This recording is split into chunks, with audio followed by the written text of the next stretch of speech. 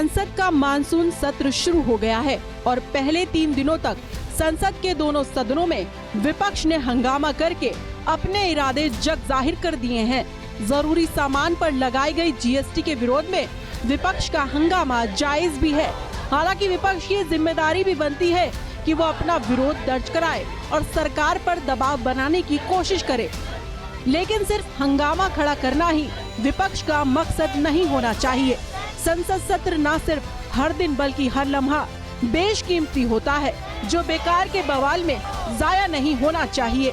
दरअसल संसद की कार्यवाही पर आम जनता के गाढ़े खून पसीने की कमाई लगती है और एक दिन के सत्र पर ही लाखों रुपए का खर्च आता है।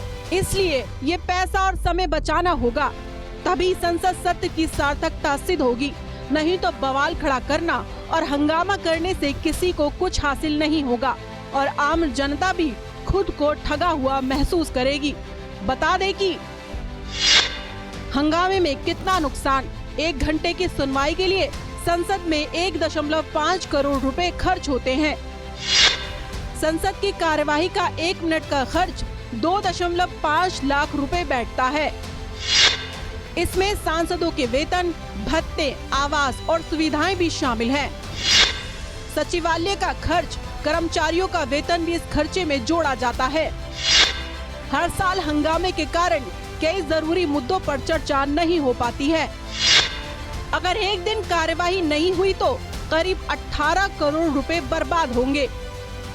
हालांकि इस बार संसदीय कार्य मंत्री ने साफ कर दिया है कि सरकार के पास 14 बिल चर्चा के लिए तैयार है, लेकिन हंगामे के चलते चर्चा संभव ही नहीं हो पा रही है। आपको बता दें कि ऐसा ही कुछ पिछले मानसून सत्र में देखने को मिला था। पिछले मानसून सत्र की ही बात करें तो साल 2021 में विपक्ष के हंगामे की वजह से सत्र में ज्यादा काम नहीं हो सका। 2021 मानसून सत्र के दौरान लोकसभा में महज कुल 17 बैठकों में 21 घंटे 14 मिनट ही काम हुआ था। हालांकि हंगामे को लेकर जहां सरकार विपक्ष पर चर्चा न करने का आरोप लगा रही है, तो वहीं विपक्ष का सरकार पर आरोप है कि विपक्ष की आवाज को दबाने की कोशिश की जा रही है। भारत की जनता ये चाहती है कि संसद में उन विषयों पर, मुद्दों पर चर्चा हो जो भारत के लिए और भारत के हर नागरिक के लिए महत्वपूर्ण है। राहुल गांधी, जिनका राजनीतिक इतिहास इस बात से भी प्रतिबिंबित होता है कि वो देश में कब हैं, देश के बाहर कब हैं, वो उनकी अपनी पार्टी में चिंता का विषय बन जाता है। उनसे कहना चाहती हूं कि वो भले ही अनप्रोडक्टिव हों पॉलिटिकली, लेकिन पार्लियामेंट की प्रोडक्टिविटी पे अंकुश लगाने का दुस्साहस निरंतर ना करें। देखिए, गरीबों की लस्सी है, छाछ है, दूध है, जो 10 रुपए की लोग पीते हैं, अब ये 12 रुपए होने जा रही है। सीतारमन जी का आज ट्वीट आया, मुझे शर्म आ रही थी। अगर मुझे सामने में बैठाई तो मैं जरूर पूछूंगी कि आप कह रही हैं कि ये टैक्स बचाने के लिए जीएसटी लगाए, किसका टैक्स बचा रहे हैं?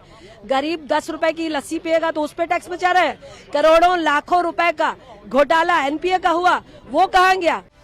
कुल मिलाकर हंगामा अब भी जारी है, लेकिन संसद की कार्यवाही अगर फिर से हंगामेदार होगी तो नुकसान आम जनता को होगा।